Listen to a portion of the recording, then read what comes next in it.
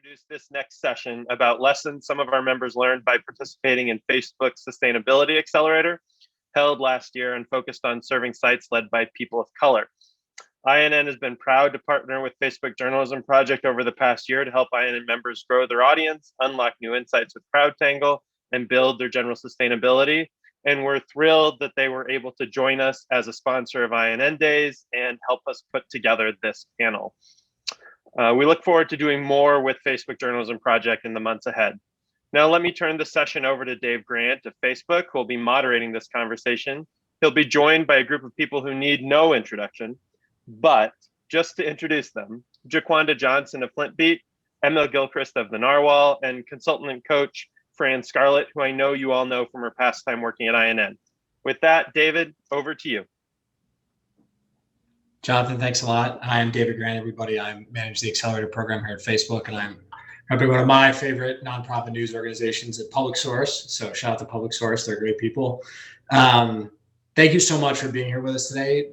There's a testament to all that INN does and the fact that there are 250 people here on a beautiful summer afternoon thinking about the local news business and really looking for inspiration, looking for tactics. And I think we'll be able to give you some of both of those.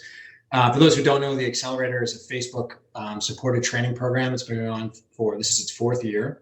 We're at 18 editions of this program, including 5 in North America. We've had almost 125 publishers in the program and 500 participants, and the folks that were just introduced to you are some of the finest of those. Jaquanda Johnson, who's done everything in local news media in the state of Michigan and beyond, and is the founder and publisher of Flint Beat. Emma Gilchrist, who's the editor of the Narwhal and co-founder of the Narwhal based in British Columbia, and Fran, who you all know, who's been a coach in our program for the last year. So our goal here today is just to give you some practical inspiration, some things that you can take home and work on. If there are questions, please drop them in the chat. Please feel free to unmute and dive in at any point. This should be a time for you to get questions answered, to engage with these super smart people that have been working really hard on this problem, and hopefully some good lessons for all of us. With that, I think we'll just dive in with you, Jaquanda. How you doing? I'm good. I'm glad to be. It's so good to be here with you. Could you just start us with what was one thing that you learned during the program that really helped move your business forward? What's one thing that you took from that? And again, you could take any part of the training and just tell folks something you were stuck on and how you got past it. Okay, I've changed my answer 1,000 times to that question. And today I thought test, and test again and fail fast. Like, I know that's not one, that they kind of go together. Mm-hmm. And so don't hang on to things. If it's not working, just let it go and test it and write it down, track it, document it, what works and what's not working. And I think that's really, really big for my newsroom. What was the evolution there? Like, why was that such a breakthrough for you, do you think? Well, what we chose to focus on with the Accelerator are our email acquisitions to move people through our membership funnel, right? And also our major gifts. And we kind of didn't really have a strategy there. We were just collecting email addresses, however we collected them, not really watching where they were coming from and why. And so now we focus on where are we collecting that information from so we can focus more on that area. So if it's Facebook, let's up our Facebook to get people to us. If it's our website, let's up what we're doing on our website to get people to subscribe to our email newsletter without just spinning. We were literally spinning our wheels before the Accelerator. But what about that testing philosophy gets you unstuck? Like, you were spinning your wheels because you were trying to do too much. You were trying to boil the whole ocean. You thought you had to have the whole strategy. And now you could just sort of get going. Just talk us through that transition. Because I think a lot of people out there are saying, I know I need to test. I don't test today. Right. So we can narrow it down. We can narrow it down. So at first we were putting a lot of stuff on our website thinking that, people will subscribe through our website, but really most of our traffic was coming through Facebook. So we needed to up our game in Facebook in order to encourage people to subscribe to that newsletter. And so now we're getting more people to subscribe, but we changed our focus. Because we had no real strategy at all. And so being able to test and identify where that traffic was coming from we were able to put more resources into the things that we were doing, which happened to be on Facebook, in order to encourage people to subscribe. And we ended up getting more donations, more subscriptions, and our membership numbers increased. Right. So starting to test somewhere helps inform the strategy. So like helps you show what's actually productive, where you can put your effort so that you can really start to invest, right? Right. But I think so many of us, and I was certainly like this when I was at the Christian Science Monitor, we wanted to see the whole thing laid out in front of us. We wanted to see the whole thing all the way to the end, right? And what we learned is like, you can't, right? It's tough. Impossible. Yeah, it's impossible. So let me just throw it, we didn't plan this, but like Emma, you all had a kind of you had started off, you had great, and you had an email strategy in place. You had something that was working. And then by going through this similar process, you actually kind of like backed into something else. So can you tell us sort of the journey you were on? You all were a little bit farther ahead sort of in your audience development strategy. Just talk us through sort of your experience, and we can contrast that with how Jaquanda went through it. Yeah, for sure. So like I came from a nonprofit fundraising background. So I was already kind of thinking about the funnel or the ladder of engagement. And, you know, I was kind of like obsessively disciplined about the funnel, in the sense that I was like, you got to put people in the top of the funnel. You know, they got to come to the website, and then they got to sign up for the newsletter. And then later you have to ask them to give you money. And then you ask them to become a monthly member. And we weren't, what our kind of big aha moment in the Accelerator was realizing that we weren't giving people an opportunity to like jump forward in that process if they wanted to. So it actually wasn't possible to become a member of the Narwhal just from our website. So we did a bunch of things like adding like a become a member button on the website. And then we like tested the language to be become a member or become a narwhal. Everybody wants to become a whale with a tusk coming out of its head. It turns out that performed way better. You get a sweet hat, you get a toque, you get a bag, you get something with a narwhal on it. Exactly. Like we do like, you know, a lot of swag stuff, but we introduced like a banner on the homepage as well. And we also added like the end of article appeals for membership. And I think the thing that like we really needed to unstick there is like, I was always worried that by introducing those membership calls to action on the website, we would kind of like cannibalize the top of the funnel. So we would like have to swap out the opportunity to get people to sign up to the newsletter to make this bigger ask, and that they wouldn't be ready to do that. And I think what we kind of overcame in the process was realizing that we could do both, and they didn't actually have to cannibalize each other.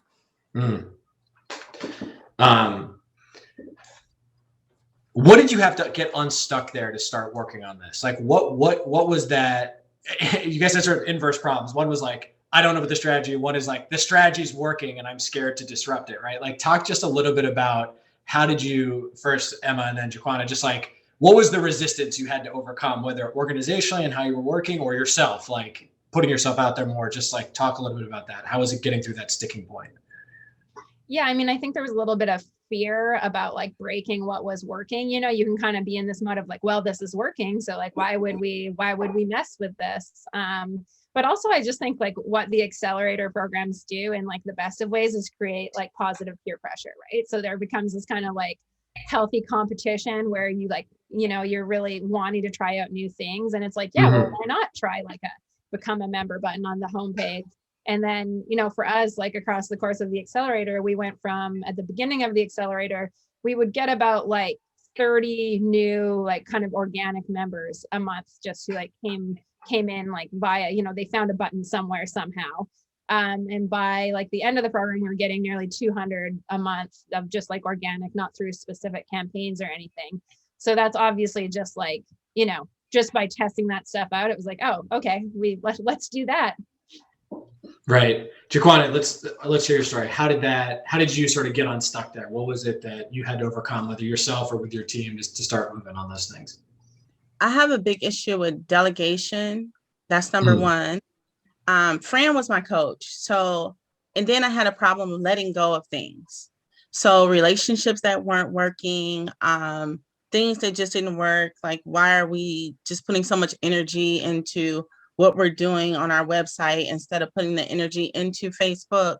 And so through the Accelerator and being able to tap into all these experts, we were able to do that. Like Fran would say, you need to let that go, or you need to hire a third party or a vendor to do that. Like, and looking more at the how, the who instead of the how. Like I'm always a how person, like how am I going to do this? How am I going to do it? And now it's who can do it and do it well so we can move forward and take care of it. And so that was my major issue. And look at that, first of all, self-knowledge of who we are as an organization, right? I have a challenge around delegation, right? Yep. Like what great vulnerability and open-heartedness, Jaconda, on you. And that's why you're a leader of people and a leader in this community for sure. And second, the willing to accept help, right? Like I need guidance to get to where I need to go. And third, to quit doing stuff. And Fran, could you just talk to us a little bit, how do you help teams stop doing stuff, right? Like what's the way into that for you? How do you help people? Everyone here is listening to this thinking, I see a lot of Accelerator mafiosa on the panel here. I see Sonia from Voice of OC, you've quit stuff. Ryan from KOSU, you've quit stuff. Like, how do you say goodbye to that thing that just popped up in your head that was like, we should definitely stop doing that? That's a good one. Stop doing is particularly tough, it seems, for journalism organizations and news organizations. One of the things that Blue Engine really emphasizes is outcomes. And so that's a big way to stop doing, because if you need activity to get to outcomes, but you need the right activities. If you have outcome goals, then what you're doing is the things that give you the greatest impact and the best ease. So we use something called the ease impact matrix, where we literally say, if something is really hard and it has low impact, stop doing it, right? Stop doing it. And if something is in another category, you move it to being easier, or you're moving it to being greater impact. But we literally put a chart out that says, put things through this, like put all these activities and rate them. Is it easy? Is it giving you impact? If it's not, stop doing it. And people really struggle. There's a lot of resistance to stop doing. But I think when people see that they're doing things that don't meet the outcome goals they've set, it's a lot easier to make sure that the activities you're doing are in line with that versus just stuff because we've been doing it that way forever. Mm-hmm. And so you need some vision, some way that something you want to get to, which is the outcome, right? And some process. And the process you just heard Fran describe is like chart it out, right? Just to double underline that, like literally write out those things that you're doing, the things that are taking more than an hour a week, the things that are eating up that precious time that you have when you think, I don't have time for this, right? That's the thing that needs to go.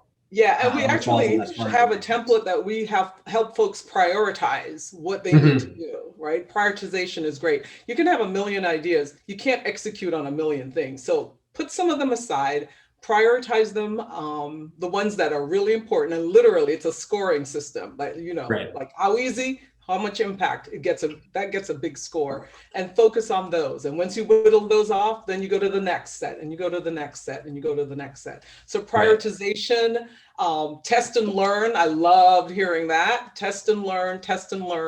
And then, all that focus on outcomes and letting things go. So, the stuff is stuck. I love it. Mm-hmm. Now, on the far end of that matrix, when you see high impact and decent amount of work, some big opportunities out there. And Jaconda, you mentioned one earlier in major gifts. Can you just talk about how you've identified that as a place to go next, and how you're thinking about chasing major gifts as a way to help Flint become the best thing that it can be? So what I did was basically look at our strengths and weaknesses and where our funding comes from. And it definitely was not advertising, right? We work under a nonprofit model, how we function as a newsroom. And so when we do Newsmatch, we've been doing it for the past 3 years. Huge shout out to Newsmatch. And so last year we had the opportunity to work with INN with their major gifts program in order to increase our donations with Newsmatch. We had a conversation with Fran about, our funding, where it comes from. And she helped us identify where we should put our energies. And one of them is major gifts. To be honest, it's much easier when we look at it for us to secure donations and major gifts and memberships than it is for me to sell an ad. It's just not my thing. And so for us, it's the low hanging fruit. Really, when we looked at it, I had put energy into advertising. I had invested into hiring someone for that and trying to build that out before I learned to test, and fail fast. And so for me, when we looked at it through the accelerator, it really was wasted time and energy. We just didn't know better. And so through this accelerator, we better focused on where our opportunities were for financial growth.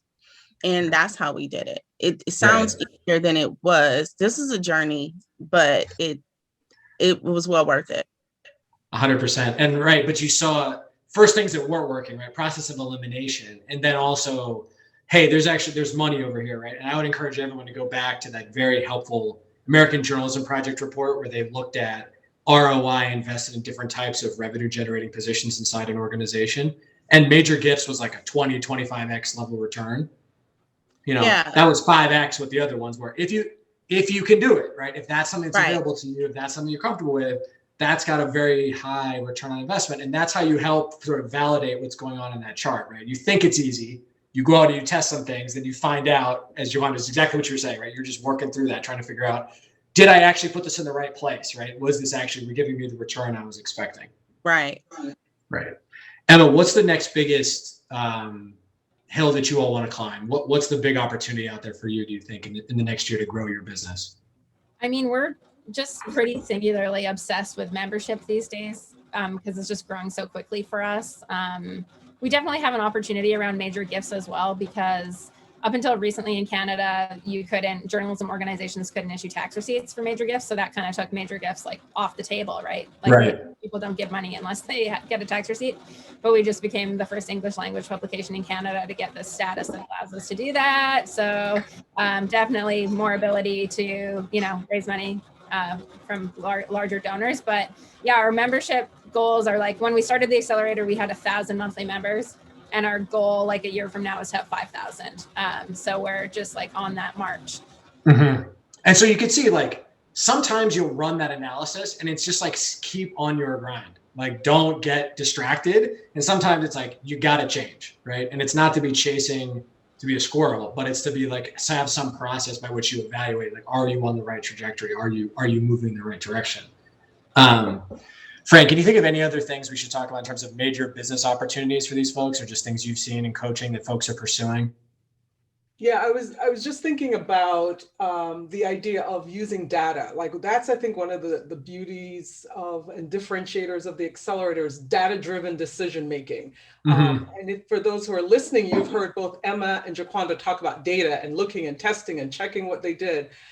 And so instead of guessing and saying, I think this is the right thing, they know it's the right thing because they actually use data to inform their decision making. And I think that's a big deal. I remember one of the things that, I don't know if you guys remember this, the CLV, customer lifetime value, and how doing that calculation was so illuminating. I mean, I remember doing this with Jaquanda, and we were like, well, how do we weigh what's the customer lifetime value of a donor, a major donor, an individual donor, an advertiser, or a subscriber to your email? And when we saw Jaquanda was like, oh yeah, I'm doing Major Gifts. Right. The numbers told the story that needed to be told. It was a no-brainer once you did the calculation, right? And so I do think that data-driven decision-making, that discipline of data-driven decision-making is the difference to, like, taking your business to the next level, right? So you really are focused on, like Emma said, we're deep in membership. Like, she's like, we're not going to pretend like that's not our thing. It is our thing, and we're going to go after it. Jaquanda's going after what she's going after because they're using the confidence and the that you have with knowing this data and executing on this data is a game changer, I think, in growing your enterprise revenue, membership, audience, all the metrics that count. Yeah, and at the core of that is, we talked about ease impact, talked about these other things, customer lifetime value, which is like the one true religion of all this stuff, right? It helps you figure out where you're headed, because without that number, everything else is kind of shamanism. It's guessing. It's like, it really is hard to figure out where you should go unless you've got that nailed. And so, Jaquanda, Emma, do you want to talk about just like going through that, learning about that? I'm sure there are people in the audience saying, I think I should know what that is. These people say it's important, but like, just can you talk about if that impacted you, how that impacted you, just understanding actually what the real value of a member is, what the value of a major donor is, et cetera. And you should know what it is, but I didn't know until I knew. and that was through the Accelerator, right? I don't even think I really had even heard of it prior to the Accelerator, but it helps you assess even, what you're spending to obtain each customer. And so we don't really invest in a lot of swag in our newsroom. We decided through our membership program that it's smarter for us to give memberships access. And so we're developing out more of a Facebook page where they can go and have one-on-ones with reporters and things like that. You really need to know what you spend to get that customer, and you need to know what their value is. Without it, you're just, again, spinning your wheels. Like, you don't know what you're spending out. You don't know what their lifetime value is and what that means to your newsroom sustainability. And so it was the first time I went through a lot of things dealing with the Accelerator. It was like really a challenge to better position you for sustainability, to put you on that path in that road to that. But it was a challenge. And Fran, I think it took me a few weeks to get it together when it came to the customer lifetime value. That was a big lesson. I can handle everything else when we were putting stuff together for proposals. But when it came to that, it was like she was speaking German to me, and I don't speak German. So it took a lot of explanation. And I think, Fran, if I remember correctly, we started with that first because for some reason, Fran knew it may be a challenge. And so now we have a better picture of what that customer is worth over a time frame, not just for the first year, not just for months, but over years, and what that looks like. So you should know. Yeah, I just say we totally had a revelation through doing the customer lifetime value exercise too. Like, we kind of had a sense of it, but we hadn't fully crunched the numbers, and just getting like the spreadsheet that we were able to work through and realizing, like, for us, I think about the customer lifetime value for us was about $400. And it's just like really high compared to at the time, especially, we didn't have tax receipt status, right? So people aren't giving like more than $400 in a go. And it was just a huge revelation. And then we were also able to factor in like our costs of fulfillment, and still look at, what is it worth to spend to, get a new lead or whatever. We try to really do like, really like on brand fulfillment. Like, we do these like print magazines. Oh, it's disappearing. Oh no. Anyways, we do a print magazine because we do call ourselves a magazine. So like to do an annual print edition. And this year, like that just brought in, I think, something like 600 members. And yeah, we're able to calculate that it's worth it to do things like that and to kind of justify those costs. So again, if you don't know that number, how much value is an average member worth to you? It's hard to say whether you need a print publication or not. Scalawag said, we don't want this. The Narwhal says, this thing is money maker, baby. There's no, and this is why I think so. There's no such thing as a best practice. There's inspiration. There's things that work for some other people, but you got to tie it back to what you're doing, what your business shows. And at the core of all that thinking is, how valuable is a member to me? Right. Without that, we're really like in a pretty tough place. So thank you both, ladies. That's just all three of you. Thank you. That was awesome just to run through that. And if you're interested in ease impact or in customer lifetime value, I'm actually on one of our Facebook portal devices, so I can't chat these things to you. But if you Twitter DM me or reach out to my colleague Doreen, who's here with us. Shout out Doreen. We love Doreen. Jaquanda or Emma or Fran, we can help you sort of get connected to those resources. If you're out there in the audience thinking like, that's what I need in my life, like, let's do that. One question came through. I'm looking at the chat though, on the side. And one question came through. Emma, I think what you were discussing at the beginning was about being able to accept donations now and issue donation receipts in Canada. So whoever asked that question, it's about being basically the same rules that apply in the US now apply to some news organization in Canada, one news organization in Canada, the Narwhal. And the second question someone had was, could you walk us through a test? And I know, Emma, you had one that you guys did about how you themed your subscribe or sort of your joining button. Could you just walk people like practically idea what you did, like what the initial results were, just like a quick synopsis of like what that looks like? Yeah, for sure. So we use like a tool called Google Optimize, which is free, and basically use that to test the language. So, you know, it's basically going to present like one of two options to people who land on your website for a period of time. And so we had, you know, one set of people would land on a page that had a become a member button in the top corner, and another half of those people would, land on a page that said become a narwhal. And then basically through Google Optimize, you're able to track the click-through rate on each of those items. And for us, the become a narwhal option had a 50% higher click-through rate. And we also use that same kind of methodology to test like what the button says, for instance. So we tested like, I support independent journalism versus heck yes, which is, kind of voicey and narwhalian. But people liked the boring one more in that case. So yeah, just using Google Optimize is, pretty simple and free. And I always wanted to do that stuff and didn't know how. And, being in the Great British Bake Off of independent journalism really Nice. be like, okay, we're going to figure this out and figure out how to use Google Optimize. How much of a challenge is that just to get, Fran, from your perspective, just like getting the tech to set stuff up? Like Google Optimize is free, right? Like that's not, but you just have to have it, right? You need to have something on there. So how do you get people going from a tech perspective? How should someone out there who's like, oh man, I don't even know what that is. Like, how would you think about starting simply?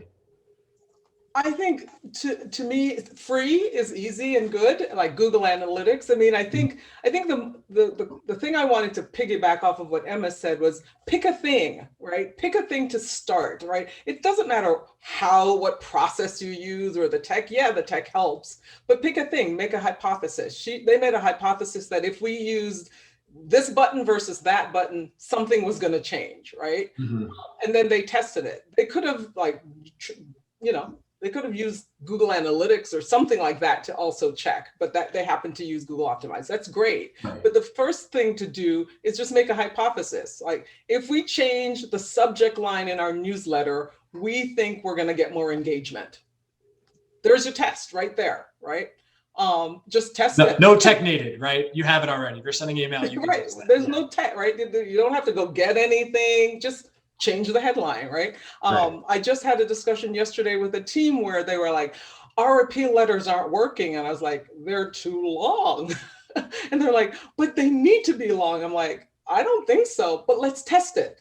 Well, They did. Like they went from like 2,000 word appeal to like 50 words. And within 2 hours, they got some big money. Let's just say that. I can't wait to hear what the 24-hour turnaround was. But it's something as simple as that. No tech required, right?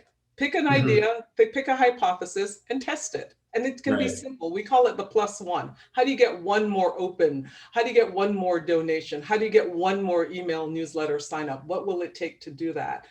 So we believe strongly in momentum. And sometimes when you think, oh, I need tech, that slows you down, right? Because it's an excuse. You don't need tech. Do one thing, do one change.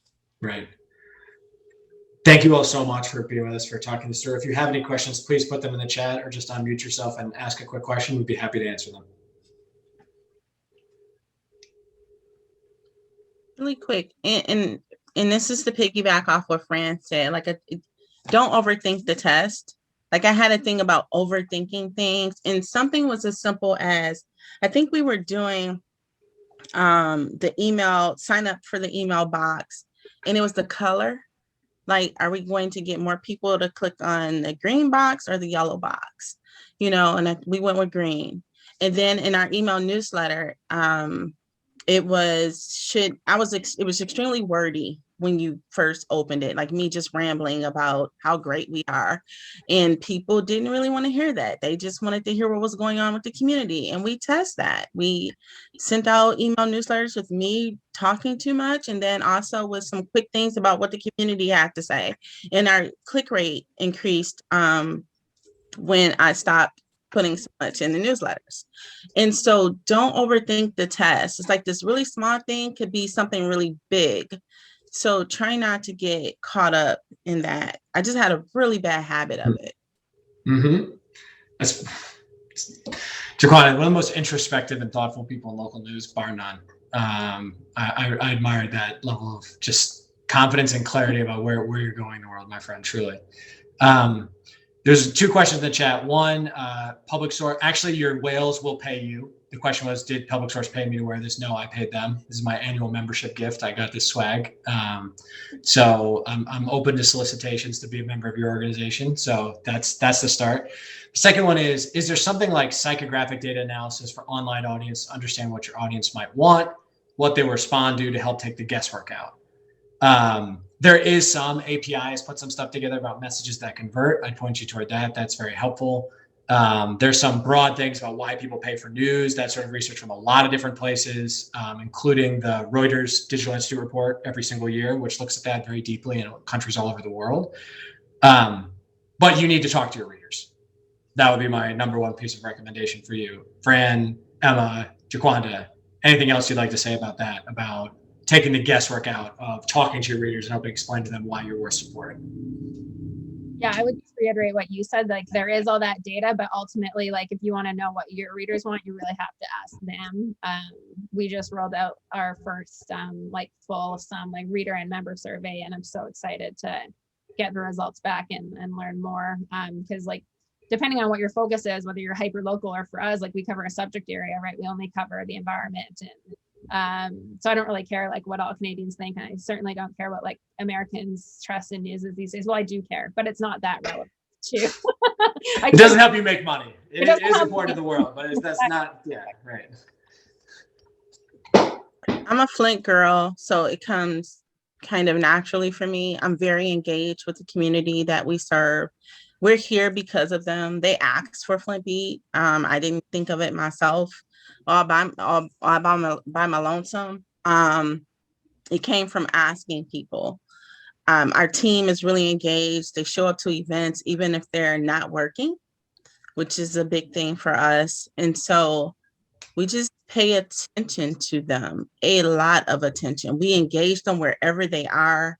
If they are on Facebook, if they are on Instagram, if they're coming to our website, we pay attention to the comments that they make. Like, we made a really big decision about how we cover city council. Readers kept saying, can we just find out what happened at the meetings? If you don't know, Flint City Council is extremely dysfunctional. There's always some drama. And so we decided to start just saying, this is what they voted on. Like, this is where your money's going. This is what's going on in your neighborhood. And we get readers thanking us for that. And it was simple. The reporter likes it because she doesn't have to deal with the drama. She's not reporting who yelled at who and who walked out anymore. Now it's simply a roundup of what happened at city council. And we get a lot of engagement with just a simple change. It was something very small, but our readers really enjoyed it. I guess it works for them. The information is out. Right. What courage it is to listen to people and give them what they actually want when it's about their local community, right? What love that is for people in our community. And I think that point of, do you show up, right? Are you helping enrich the community that you're in? Do you love it, right? Do you really love it? And I think that if you wanted to track a KPI there, one thing I always suggest is, how many readers did you talk to this week as a company? How many surveys did they answer, right? What are you doing on a regular basis? Because if some of those weeks that number is 0, you might have a problem. And you may not have a problem now, but you may have a problem soon. I'm getting the digital hook here from off screen from something. So, Fran, I'm sorry to leave you out of that one, but we love you all so much. Thank you for everyone who's here, who's on this journey, who's trying to make this work in your community. Thank you. Doreen and I at Facebook, we're here for you. We're rooting for you. We're just so thrilled to be a small part of your community. So thank you. Thank you to Fran. Thank you, Emma. Thank you, Jaquanda, for sharing today, taking the time to do this. You're just incredible leaders in this space, and I'm lucky to know you. So thank you so much.